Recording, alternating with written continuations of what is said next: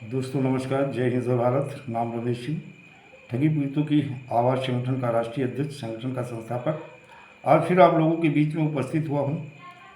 दोस्तों, जो माननीय मुख्यमंत्री योगी आदित्यनाथ जी के वहाँ मैंने विभिन्न चिट फंड कंपनी और क्रेडिट कोऑपरेटिव सोसाइटियों को लेकर के आवेदन दिया था कि केंद्रीय कानून वर्ष 2019 यानी the warning of unregulated deposit scheme act 2019 के तहत भुगतान शिविर लगा करके भुगतान पीड़ित जमाकर्ताओं का यानी करवाया जाए, उसको लेकर के माननीय मुख्यमंत्री योगी आदित्यनाथ के वहाँ से डीजीपी क्राइम यानी अपराध को भेजा था और उसमें थाने से लेकर के सहायक पुलिस कमिश्नर और अब पुलिस कमिश्नर के वहाँ भी क्राइम के पहुँच गया है, जिन्होंने अपनी रिपोर्ट दे दी है।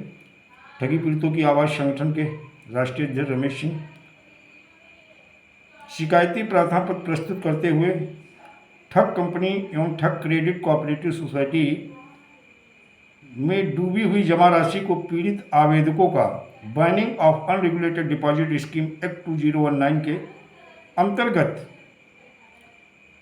भुगतान शिविर लगवाकर ठगी पीड़ितों की जमा राशि का भुगतान कराए जाने का अनुरोध किया गया है। और उसके बाद में जो है उन्होंने मेरे नाम से ही बातचीत जो हुई और बयान भी मैंने अपने दर्ज कराए हैं। शिकायतकर्ता अपने शिकायती पत्र में अंकित किया है कि ठग कंपनी और क्रेडिट कोऑपरेटिव सोसाइटी में डूबी हुई रकम जमा राशि पीड़ित आवेदकों को binding of unregulated deposit scheme act 2019 के अंतर्गत भुगतान शिविर लगाकर पीड़ितों की जमा राशि भुगतान कराए जाने का विषयक है। शिकायतकर्ता द्वारा अपने शिकायती पत्र में अंकित किया गया है कि केंद्रीय कानून के तहत पीड़ित जमाकर्ताओं का विधि सम्मत तरीके से कानून के तहत पीड़ित जमाकर्ताओं का अतिशीघ्र भुगतान कराया जाए।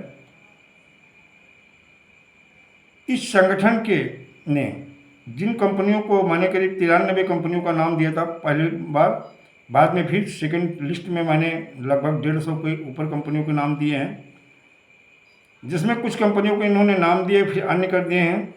जेकेबी developers and infrastructure limited, Kuber mutual fund, Verifit limited, Sahara credit cooperative society limited, I vision India limited, Sahara क्यूसाब company, science city company, green touch, Malwanchal, Sahara पशुधन आदि कंपनियों की विवेचना प्रचलित है। विवेचना के मध्य एकत्र किए गए साक्ष्यों के आधार पर विधि सम्मत आवश्यक अग्रतर कार्रवाई की जाएगी।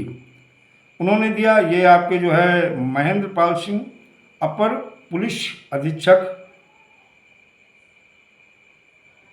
नोडल अधिकारी, IGRS, आर्थिक अपराध अनुसंधान संगठन, लखनऊ, उत्तर प्रदेश। ये इन्होंने हमारे जो आवेदन माननीय मुख्यमंत्री योगी आदित्यनाथ के वहाँ दिया था, कुछ कंपनियों के नाम दिए और अन्य कर दिए, अन्य कंपनी।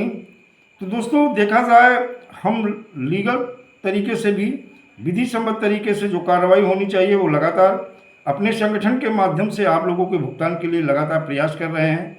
उस पर कुछ ना कुछ रिजल्ट आ रहा है और अब आप सारे लोगों को जागने की आवश्यकता है। इन कंपनियों की जो है जांच क्राइम ब्रांच ने शुरू कर दिया है, जिसमें बयान भी दर्ज हो रहे हैं। हमारी बातचीत हुई, बातचीत में हमने चीज़ों को क्लियर किया और उसी के आधार से जो साक्ष्य हम प्रस्तुत कर रहे हैं, उस साक्ष्य के आधार पे जांच एजेंसी आगे बढ़ रही है। और जांच एजेंसी का कहना कि हम जांच करके, साक्ष्यों के आधार से जांच करके हम जो चीज़ें हैं वो क्लियर करके सरकार को या जो अटैचमेंट अथॉरिटी हैं जैसे ईडी है या सेबी है, इनको सौंप देंगे और प्रॉपर्टी अटैच करना और सेल आउट करके भुगतान करवाना उनका काम है। क्राइम ब्रांच का जो काम है, क्राइम ब्रांच जो साक्ष्य हम उन्हें उपलब्ध करा रहे हैं उसके आधार से वो जांच को तेज कर दिए हैं। इसलिए दोस्तों अब सोने का समय नहीं है, जागने का समय है। आप लोग जाग जाइए, एकजुट हो जाइए और हो सकता है आने वाले समय में कुछ और बड़े आंदोलन करने पड़े, उसके लिए भी तैयार हो जाइए। मैं ईश्वर से यही प्रार्थना करूंगा अतिशीघ्र आप लोगों की पीड़ा खत्म हो जाए, सभी चिटफंड कंपनियों, क्रेडिट कोऑपरेटिव सोसाइटी के भुगतान का मार्ग निश्चित हो जाए और जो सक्षम अधिकारी हैं इनको लेकर के दिशा निर्देश सरकार की तरफ से कोई ना कोई आ सकता है। इसके लिए ज़रूरी है हम आप लोगों को जागरूक रहना और जो साक्ष्य है वो जांच एजेंसी को उपलब्ध कराना। दोस्तों जय हिंद, जय भारत, वंदे मातरम।